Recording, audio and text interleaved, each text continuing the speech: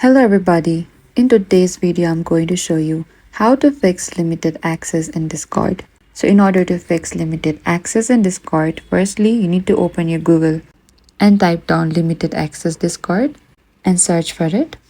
So over here on the top from the Discord official website, you need to select this limited access FAQ until you find this icon, until you find this option for the submit a request and select that.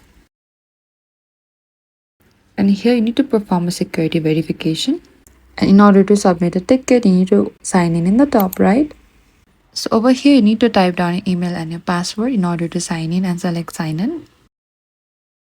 So over here, you need to proceed with this question. What can we help you with? And type of the question here. And here you need to also mention what type of issue you are experiencing and type down your subject and a description as well and simply submit. And after submitting your request, Discord will review your account.